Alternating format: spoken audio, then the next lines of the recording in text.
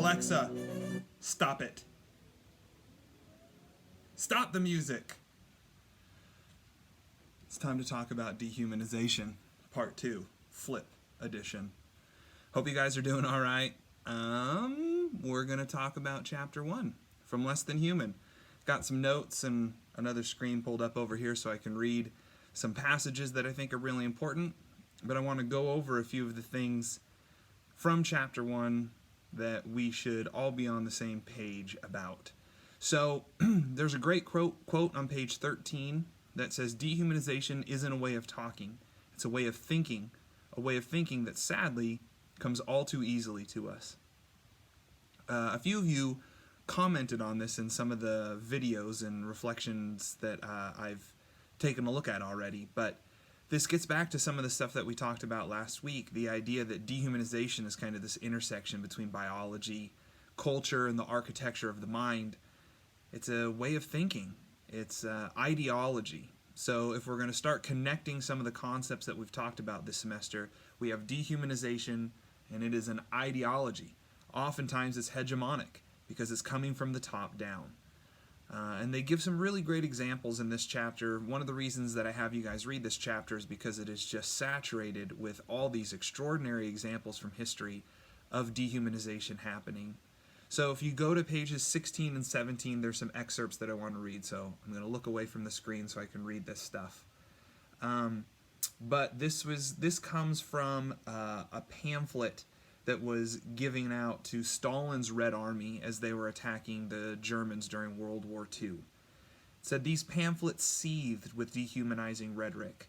They spoke of, quote, the smell of Germany's animal breath, unquote, and described Germans as, quote, two-legged animals who have mastered the technique of war, unquote.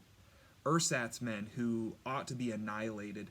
Quote, the Germans are not human beings," Ehrenberg wrote. "If you kill one German, kill another. There's nothing more amusing for us than a heap of German corpses." He goes on to say, "Do not count days, do not count miles. Count only the number of Germans you have killed. Kill the German. This is your old mother's prayer. Kill the German. This is what your children beseech you to do. Kill the German.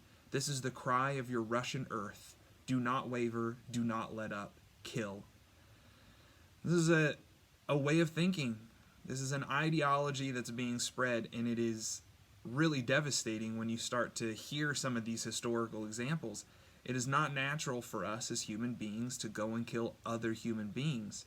So we have to perform some sort of moral distancing. And that moral distancing oftentimes can take the shape of dehumanizing rhetoric because it's easy for our minds to accept it. We're predisposed to categorizing others in ways, and oftentimes that can be manipulated to create a distance between us and them that is really hard to overcome.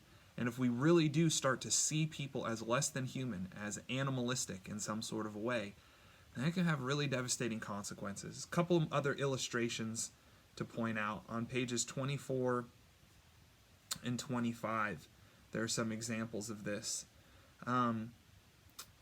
You can take a look at some of these on your own. I won't go through all of them because there's quite a few.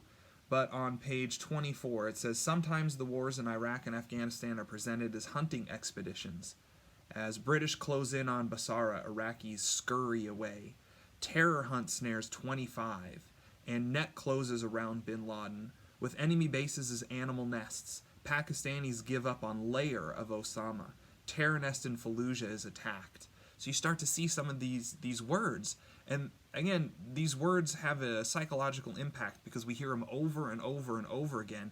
And these words are chosen quickly. Again, that Iraqis scurry away, that we snare 25, that there's a net closing in around someone, that there is a lair, that there is a nest.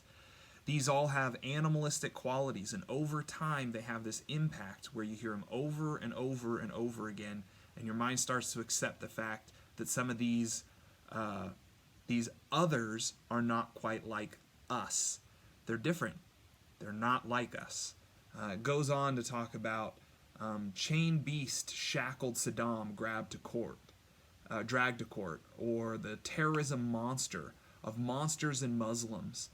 talking about Saddam Hussein's rat hole, that the Arabs are a poisonous snake, that Iraqi forces find a hornet's nest. And over again, what do you do when you have a hornet's nest? You exterminate it. What do you want to do if you have an infestation of snakes? You want to get rid of them. So it allows our minds to start operating on a plane where that sort of behavior seems more realistic and more acceptable. It provides that moral distance. Last thing that I want to touch on is a great quote by Aldous Huxley.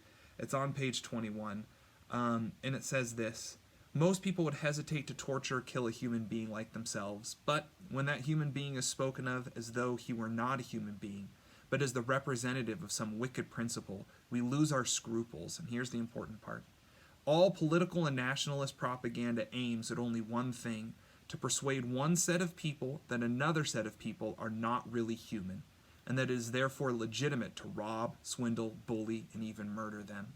Whenever there is mistreatment of people, there is this dehumanizing rhetoric that often comes from the state. So be aware of it. Keep an eye on it. If you start to see people mistreated and you go, that doesn't seem right, start to look at the words that are used to describe those people. Oftentimes you'll find this sort of thing, that this propaganda aims at only one thing, to persuade the rest of us that bad behavior is okay." Hope you guys are doing well. I'll shoot out another video next week. We'll talk to you later.